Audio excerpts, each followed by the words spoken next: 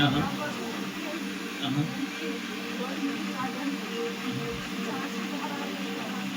खंडवे का था पछाड़ के बाद।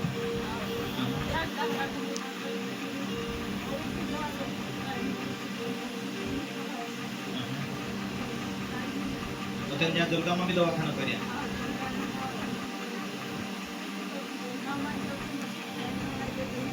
हालेलुया।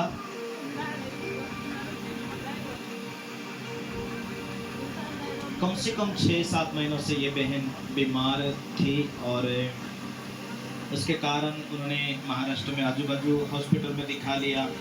फिर किसी ने कहा खंडवा लेकर चलते हैं, खंडवा लेके गए। डॉक्टर ने कहा ये दवा गोली चालू रखो, वो चालू रखे। उसके बाद में फिर डॉक्टर ने कहा ऑपरेशन करते, उसके बाद में आप अच्छे हो जाएंगे।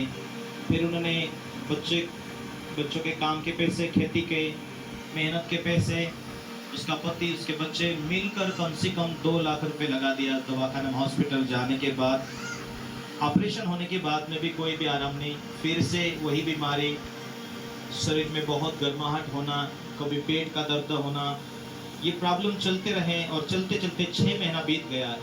ऑपरेशन करने के बाद में भी वही हाल रहा, कुछ भी फर्क नहीं रहा। फिर जलगांव में दवाखाने करते रहे। फिर डॉक्टर ने मना कर दिया कि मुझसे नहीं होगा, आप कहीं और बड़े दवाखाने में लेके जाओ। उन्होंने कहा बड़े दवाखाने में तो हम दवाखाना करके आए, ऑपरेशन भी किया, लेकिन ऐसी ही हालत है। फिर एक दिन रात के समय 9 बजे इधर से जलगांव में से शॉर्टकट वाले रास्ते में ये बहन की सासू और इनका बेटा और उनका परिवार में से एक और बेटा था, उन्होंने मोटरसाइकिल पर टेबल सीट पकड़ के लाए। मैं बाहर बैठ के खाना खा रहा था हम लोग परिवार के साथ। मैंने कहा ये गाड़ी क्यों रुक गई मोटरसाइकिल से? फिर माँ पूछने के लिए आई।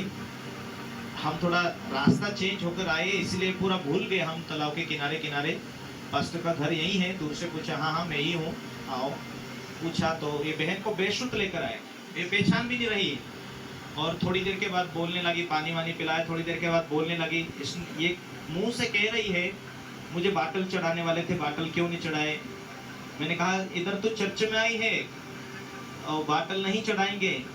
तो मैं प्रार्थना किया, फिर भी ये बात नहीं कर रही, लेकिन बेशुद्ध के जैसे हालत में थी। प्रार्थना किया और थोड़ा प्रार्थना करने के बाद में उसके सासू, उसके बच्चे और उसकी बेटी साथ में थी, पूरा परिवार थे। मैंने कहा उसको खाना खिलाओ, तो उसको खाना थोड़ा खिलाया।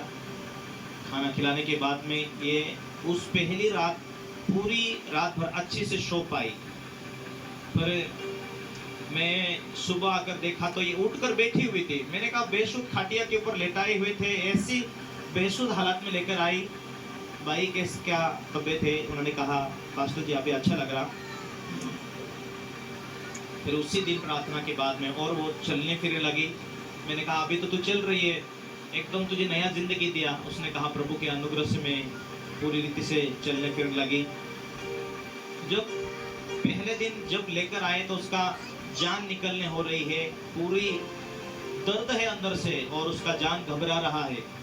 और उसकी सासू डरी हुई, उसके बच्चे डरे हुए, उसकी बहू डरी हुई, पूरा परिवार डरे हुए थे, क्या होगा क्या होगा क्या होगा। लेकिन जैसा प्रार्थना किया प्रभु के अनुग्रह से तुरंत तो आराम मिला। ये हॉस्पिटल के डॉक्यूमेंट से इन्होंने यहाँ वहाँ दिखाकर और बहुत सारे कागजात इनके घर पे है, लेकिन कहीं पे आराम नहीं। 2 लाख रुपए लगने के बाद में चर्च में लेकर आए और परमेश्वर ने पूरी रीति से चंगाई दिया। अभी खा सकती, फिर सकती। कोता धाड़ा गए थे यहाँ में आवले 4 दिन हो गए इधर पहुंचे हुए। हालेलुया। प्रार्थना करने के बाद परमेश्वर ने, बहन बोल रही कि मुझे नया जीवन मिला है। प्रभु का धन्यवाद, प्रभु का शुक्र अदा करते हैं, तारीफ करें तालियों के साथ में।